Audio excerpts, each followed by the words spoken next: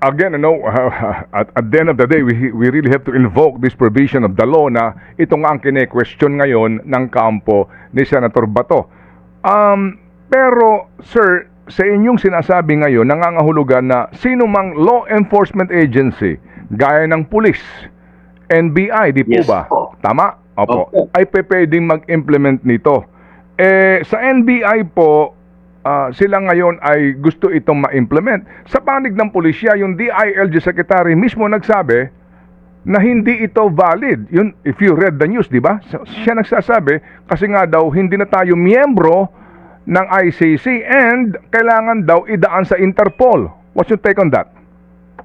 Manong Ted, sinalungat na po yan ng DOJ. Sabi po ng spokesperson ng DOJ, 9851 po, Republic Act 9851 po, ang legal na basihan. At isa sa mga modes nga ay surrender. Now, doon naman sa extradition, hindi po yan yung mode ng service, yung extradition. Kasi ang extradition po ay kung may arrest warrant ang isang bansa po. Ang ICC po, hindi po siya bansa. Isa po siyang International Criminal Court na tinatagpo ng mga bansa. Kaya sinalungat na po yung statement na yan ni Secretary Remulla ng DOJ mismo. So we do not have to confuse ourselves ng doon sa extradition rules and itong implementasyon ng ICC warrant kasi magkaiba pong bagay yon. Opo, magkaibang bagay po yun. Kasi di ba, ang lahat po ng mga states ay soberenya, may sovereignty po, kaya hindi po basta-basta lang ma-implement ang kanyang arrest warrant. Kaya kailangan po yung extradition process. Ngunit ang International Criminal Court, hindi po siya banyagang korte, hindi po siya foreign court. Isa po siyang permanenteng International Criminal Court na tinatagpo ng mga bansa. At alam niyo po, Manong Ted, naging party po tayo sa paglatag po ng Rome Statute noong 1998. Nagpadala din po tayo ng delegasyon po doon sa Roma. Kaya hindi po lingid po yan sa kaalaman ng ating mga senador. Kaya po, nung pinasa po ang RA 9851 noong Disyembre 2009, mahalagang punto po yun kasi hindi pa po tayo parte ng Rome Statute and yet pinasa na po ng ating Kongreso. Kasama na po dyan ang Senado. And it will be interesting enough, attorney, sa ating tagapakinig, to research sino ba mga author ng batas na ito, ironically. Sino ba ang nag-aproba ng mga senador na nakaupo ngayon at siya pong mga nagsulong nito panahon pa ni Miriam Defensor Santiago. No? At na lang, Manong Ted, bumoto din pong Senado, 17 votes po, noong 2011, para po maging parte tayo ng Rome Statute. Ang isa pong mga bumoto po doon ay si Senator Alan Peter Cayetano. Pwede niyo pong ma-check po yan. Including the authors po nitong Republic Act na pinag-uusapan natin. Anyway, yung pong argumento na iba nga yung nangyari sa panahon ni Pangulong Digong, hinuli siya, may arrest warrant, pero idinaan sa Interpol. Yan po sinasabi ng iba Mati po ng DILG na hindi dapat idaan pa sa Interpol. Is that necessary?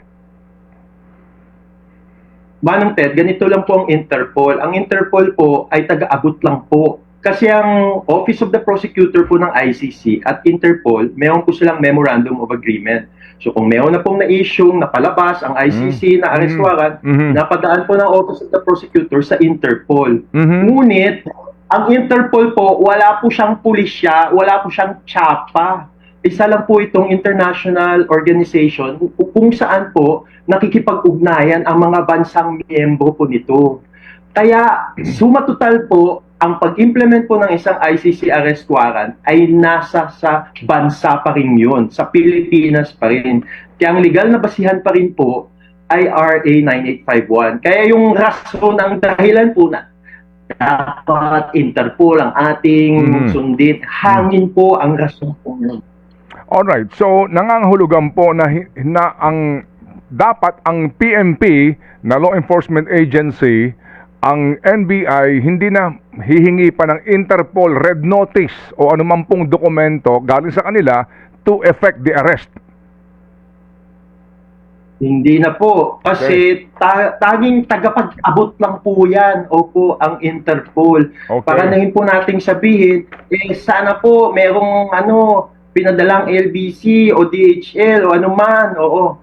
Now, Manong Ted, nasa practice na rin po natin, state practice natin, na pinatupad po natin ang isang ICC arrest warrant. Ano pong state practice ng Pilipinas? Doon po sa ginawa ng PNP at ibang law enforcement agencies na pag-aresto kay former President Rodrigo Roa Duterte. Kaya dapat po hindi po naiba ang kalagayan ni Senator Bato sa kay former President Duterte. Opo. Kapag ho ba sinasabi nga na ito pong si Ginoong De La Rosa ay nasa ICC wanted list na, kapag siya ho ba ng ibang bansa, mapunta po sa Asian countries o anuman po mga bansa, siya ho ba'y maaring hulihin doon ng mga law enforcers doon?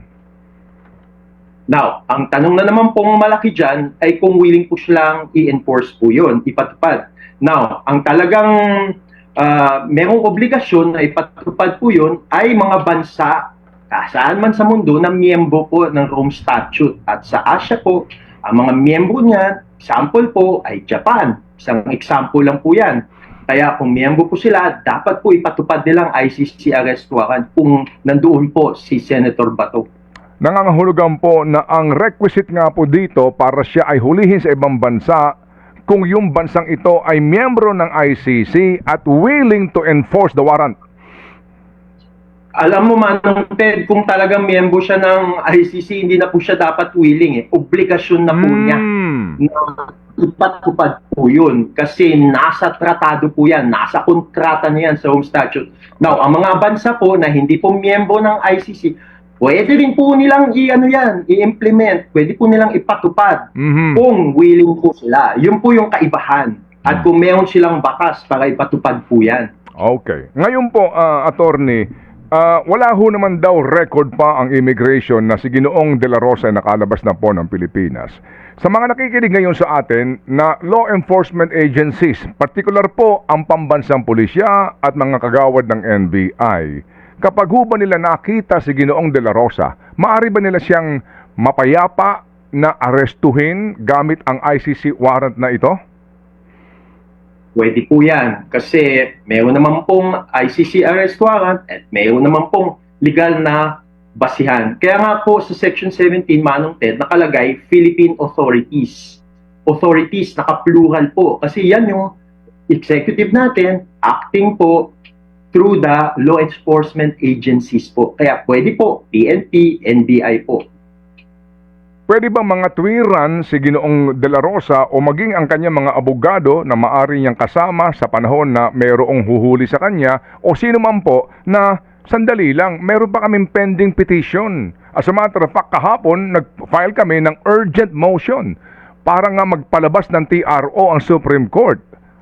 Pwede ba maging katwiran niyo na huwag niyo muna kaming galawin kasi meron pa kaming pending petition eh.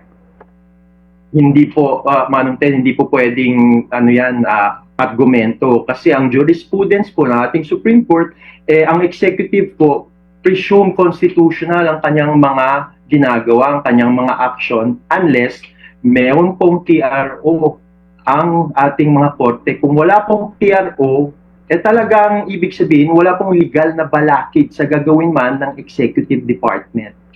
So nangangahulugan po na yung inilabas po na desisyon ng Supreme Court for the both sides to respond, no? Binigyan po ng tig-3 araw bawat isa ay hindi nangangahulugan ng TRO. Hindi po nanguhulugan kasi ang TRO, ibig sabihin, Manong, kailangan po may ipalabas po ang Supreme Court. Wala pong ipinalabas ang Supreme Court. Tapos yung 72 hours po, hindi na po out of the ordinary yan. Naging petitioner din po ako, lawyer, sa mga kaso sa Supreme Court, ang malalaking mga kaso. Talagang in the ordinary course lang po yan. Hindi po extraordinary yan. Ang tanong, may TRO ba? Kung wala, pwede pong ipatupad ng executive. Opo, baka ho naman din po maging malagay sa alanganin ang sitwasyon ng mga law enforcement agencies. Ano po, no? Dito po sa ating pinag-uusapan. Kasi po itong aming pinag-uusapan po ay academic discussion. Kumbaga ito ho yung mga, sa pananaw po ni attorney, ay nararapat ayon sa batas. Kailangan pa ho ba talaga para ho maiklaro ito? Halimbawa, ang NBI, no doubt. No doubt. Bagamat ang nangyari nga pong putukan, may order daw na huwag silang mag-enforce sa loob ng Senado. Stand down, yan po ang sinasabi ho ng Malacanang maging ng NBI, no? After what happened last Monday. But definitely, ang NBI nandoon po sa labas ng Senado kasi nga inaabangan din si Senator Bato because they have allegedly nga the mandate to arrest him based on the ICC warrant. Kailangan pahuban ng written order ng gagaling sa SILG, sa Chief PMP, o maging sa Presidente, order na, Police, enforce nyo ito. Para ho ang isang PO1, SPO2, naman tawag mong pulis doon sa baryo, may karapatang hulihin si Bato. Ay, hindi po. Ang order po kasi, pwedeng written, pwedeng verbal, so hindi po kailangan na written po. Now, ang tanong, mayroon ba talagang written order nung panahon ng pag-aresto kay Mr. Duterte in accordance with an ICC arrest warrant? Kasi kung wala naman, hindi po kailangan ng written order po. Kasi ang pagsabi po ng Presidente, iyan na po ang order. Kaya, ito na lang Manong Ted, ito po ang panalangin ng mga biktima. Sana po ipatupad po ni President Bongbong Marcos Jr. ang ICC arrest warrant katulad po ng pagpapatupad nito laban po kay then former President Rodrigo Roa Duterte. Hindi po naiiba si Senator Bato po. Ngayon po na wala na sa quote-unquote protective custody ng Senado si Ginoong De La Rosa at di ho natin alam kung nasa saan na. Ano po ang inyo pong panawagan sa ngalan din po ng mga pamilya ng mga biktima ng war on drugs? Sa ating Pangulo, sa ngalan po ng mga biktima ng war on drugs, matagal na po sila naghihintay ng hustisya at katotohanan. Mga Pilipino din po ang pinaslang ng war on drugs sa ilalim ni Chief PNP Bato de la Rosa. Kaya gusto po nila ng mga ustisya po at katotohanan. Kaya sana po ipatupad po ang ICC arrest warrant laban kay Senator Bato kung paano din po ito pinatupad laban kay former President Duterte. Katotohanan at ustisya lang pong hinihingi ng mga biktima ng war on drugs.